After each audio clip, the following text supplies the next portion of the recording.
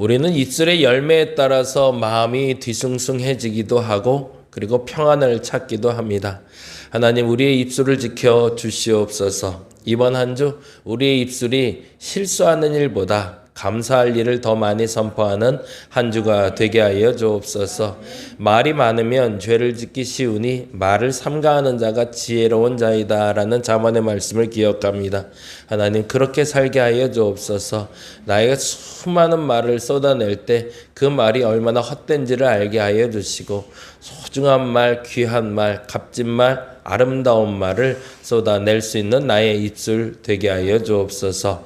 불평도 이번 한 주는 잠깐 잠재워 보도록 하여 주옵시고 불만도 잠깐 지워버리게 하여 주옵시며 하나님께 감사하는 말, 기뻐하는 말, 감사하고 고맙다는 말 잊지 않고 전달할 수 있는 입술 되게 하여 주시옵소서. 그것이 능력이 될 줄로 믿습니다. 그것이 선포가 될 줄로 믿습니다. 그것이 변화가 될 줄로 믿습니다. 하나님, 나의 입술을 지켜 주시옵소서. 감사합니다. 고마우신 예수님 이름으로 기도드렸습니다. 아멘, 아멘. 오늘은 창세기 말씀 봅니다. 오랜만에 창세기 다시 한번 들어가는데요. 창세기 3장에 있는 말씀 같이 합니다. 창세기 3장 1절에서 5절까지 보겠습니다. 더워요. 저는. 추우세요? 그러니까 춥고 덥는 게 이게 어떻게 조절해야 될지 모르겠네요. 많이 추우세요? 그래요? 많이 추우신가 봐. 네, 조금 껐다가 추운 사람한테 또 맞춰야 되니까 네, 어쩔 수 없습니다. 저도 계속 여기가 조명이 좀 있어서 그런 것 같아요.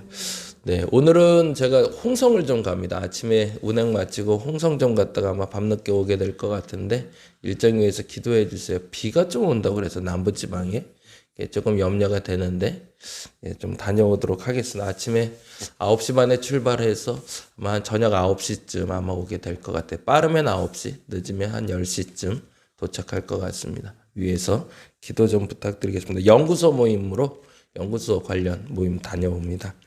3장 1절에서 5절 같이 한 목소리로 읽겠습니다. 그런데 뱀은 여호와 하나님이 지으신 들짐승 중에 가장 강교하니라. 뱀이 여자에게 물어 이르되 하나님이 참으로 너희에게 동산 모든 나무의 열매를 먹지 말라 하시더냐.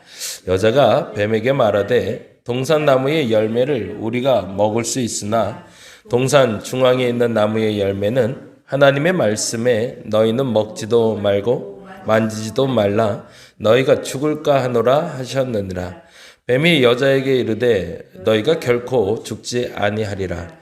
너희가 그것을 먹는 날에는 너희 눈이 밝아져 하나님과 같이 되어 선악을 알 줄 하나님이 아심이니라. 아멘. 여기까지만 볼게요.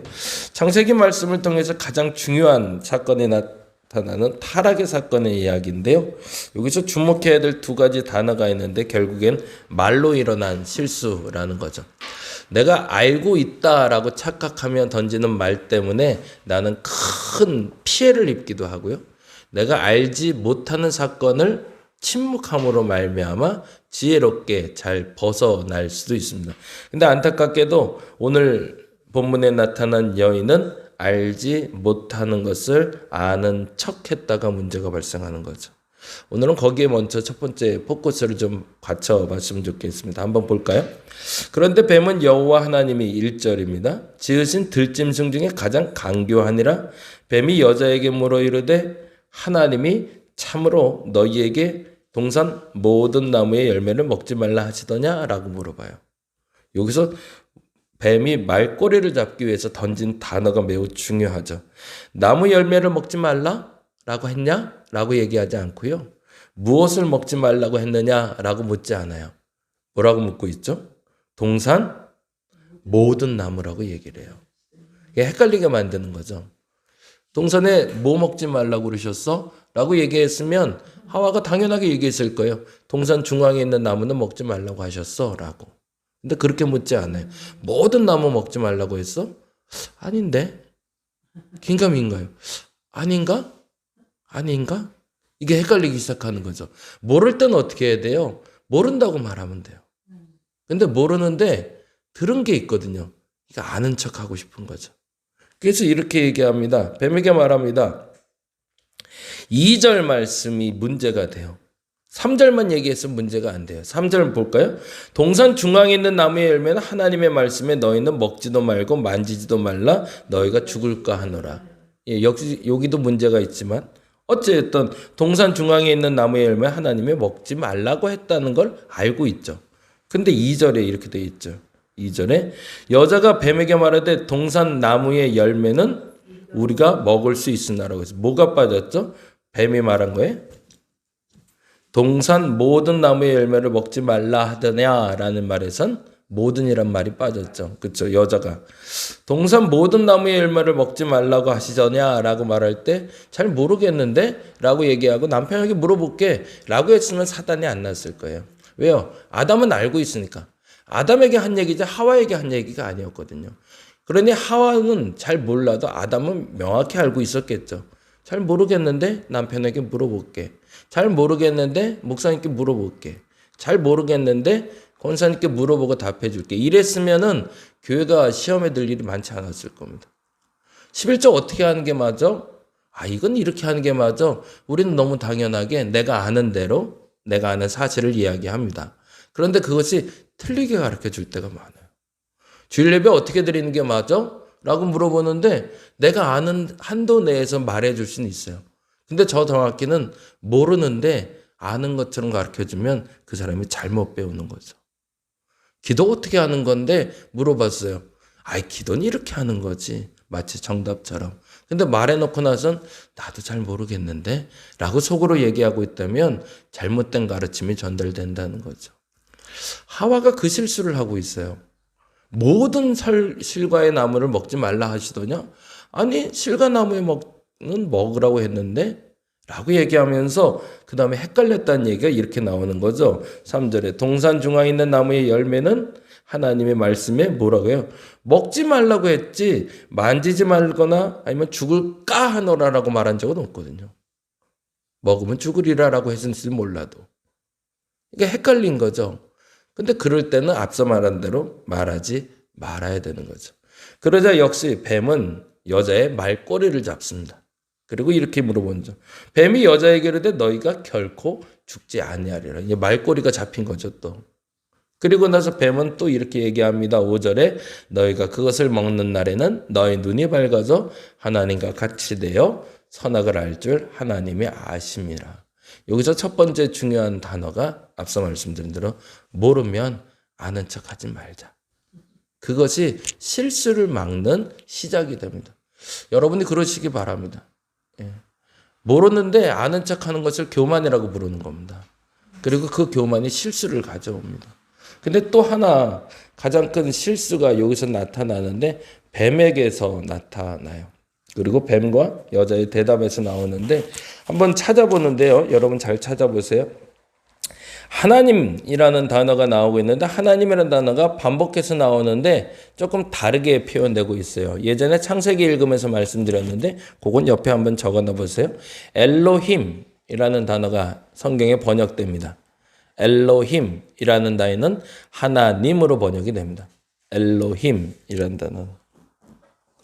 엘로힘은 창조하는 능력의 하나님을 얘기합니다. 예전에 한번 말씀드렸어요. 창조하는 능력의 하나님. 그리고 여호와 혹은 야훼라고 번역되는 성경이 있어요. 야훼라고 하면 구원의 하나님이에요. 오늘 본문을 보죠. 오늘 본문의 3장 1절에는 뭐라고 되어 있죠? 그런데 라고 시작을 합니다. 그죠? 그런데 뭐라고 되어 있어요? 뱀은 여호와 하나님. 그러면 이건 어떻게 읽어요? 야훼 엘로힘 두 단어가 다 나온 거예요. 야훼는 뭐라고 그랬죠? 구원. 하나님은 능력. 그러니까 구원과 능력의 하나님이 그러니까 이렇게 얘기해요. 지으신 들짐승 중에 가장 강교하니라 라고 시작해 있어요. 그런데 뱀이 대화를 시작하면서 한 단어가 빠져요. 한번 보죠. 3장 1절 다시 읽어봅니다. 그런데 뱀은 여호와 하나님이 지으신 들짐승 중에 가장 강교하니라. 뱀이 여자에게 물어 이르되 뭐라고 돼 있어요? 하나님이라고 돼 있죠. 뭐가 빠졌죠? 여호와가 빠졌죠. 그리고 한번 끝까지 읽어보시죠. 뭐가 빠지는지 계속 보세요. 하나님이 참으로 너희에게 동산 모든 나무의 열매를 먹지 말라 하시더냐?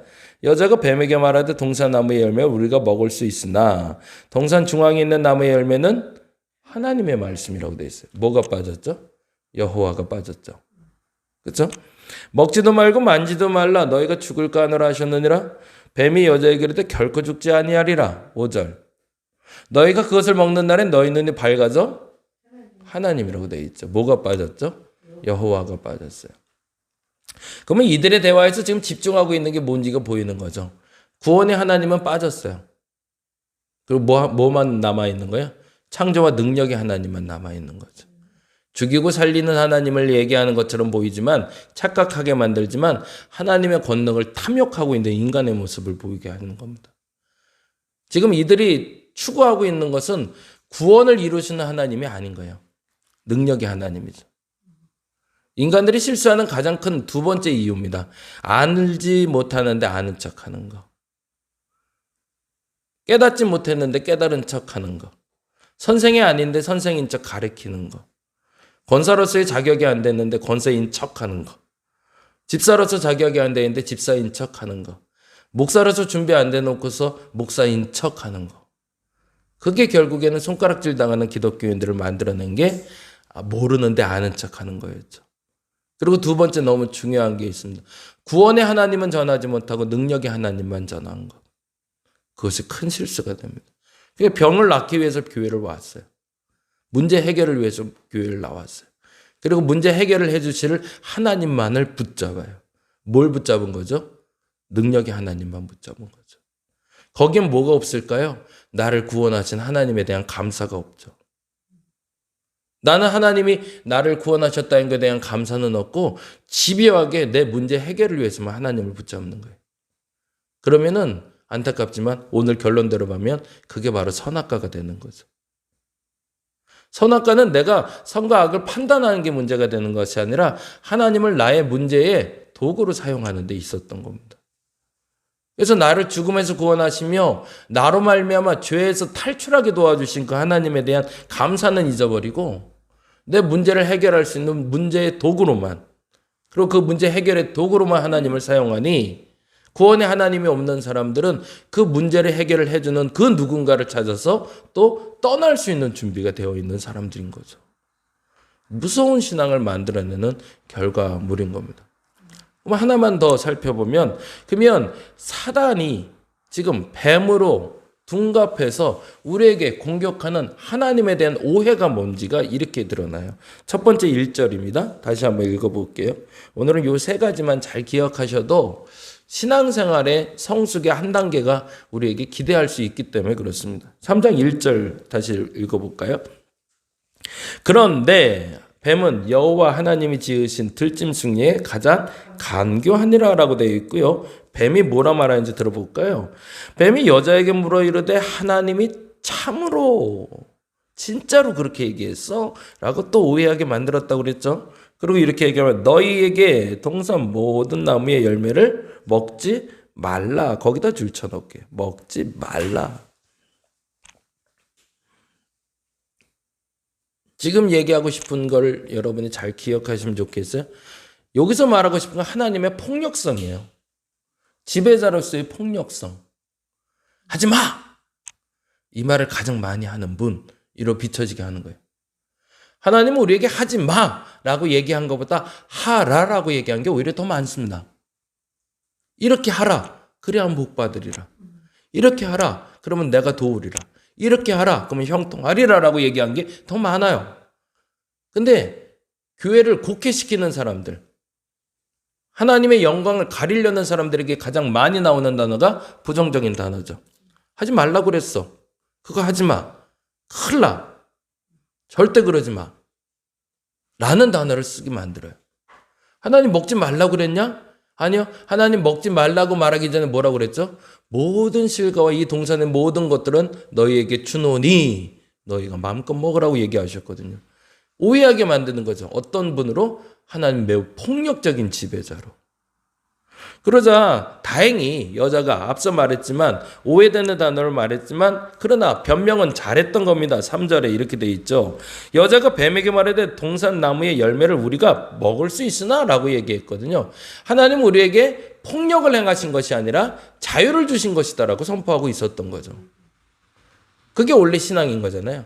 하나님을 믿게 된 이유는 하나님의 폭력성 안에 들어가서 지배받고자 하는 것이 아니라 하나님이 내게 자유를 주셨으니 자유를 누리는 데 있었던 건데, 근데 무섭게도 교회를 배신하게 만드는 사람들, 교회를 오해하게 만드는 사람들은 하나님 매우 폭력적인 분으로 만들어버리는 겁니다. 또 하나 하나님의 폭력성이 나타나네요. 그게 바로 2절에 다시 한번 나타나는데요. 2절 다시 한번 보겠습니다. 3절 같이 읽겠습니다. 동산 중앙에 있는 나무의 열매는 하나님의 말씀에 너희는 먹지도 말고 만지지도 말라. 네, 거기다 줄 쳐놓을게요. 첫 번째, 하지 말라라는 부정적인 단어를 쓰게 하면서 하나님의 폭력성을 오해하게 만들었다면, 두 번째는 죽음으로 우리를 공격하는 분이라는 거예요. 너 그러다 지옥 가. 우리 이 단어 많이 쓰지 않았네? 그러다 예수 안 믿으면 너 지옥 가. 큰일 났다 너. 그렇게 예수 믿게 하는 게 맞을까요? 아니죠. 너 천국 갈 수 있어 라고 말하는 게 맞는 거죠. 하나님은 죽음으로 위협하는 분이 아닙니다. 그렇게 전하는 전도는 뭐예요? 폭력이에요. 너 그렇게 말한 대로 딱 혼나.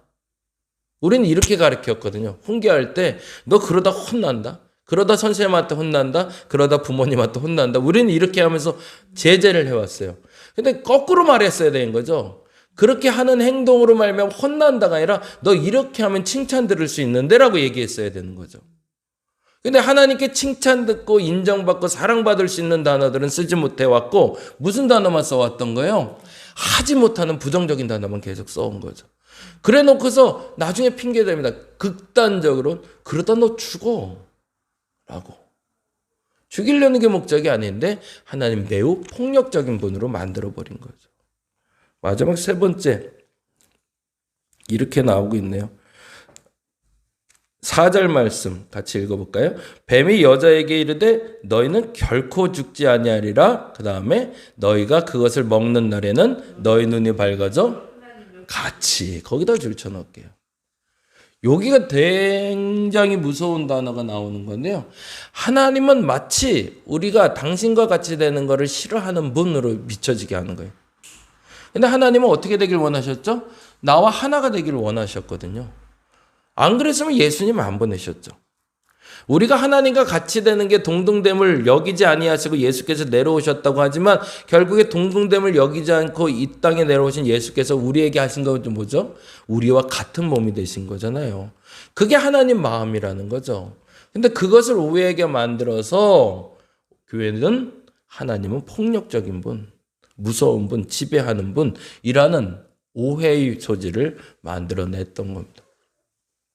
저와 여러분의 입술이 이번 한 주 잘 지켜지길 원합니다. 폭력적인 복음을 전하는 분들 되지 않기를 바랍니다.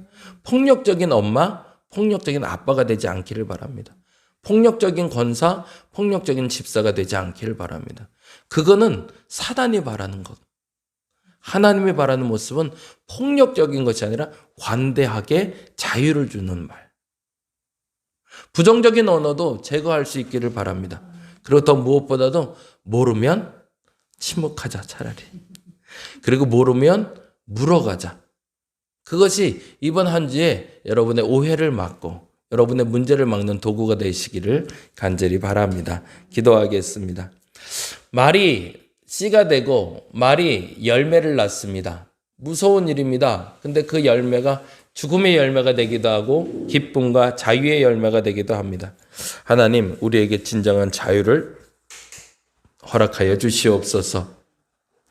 하나님, 내 입술을 지켜주옵소서.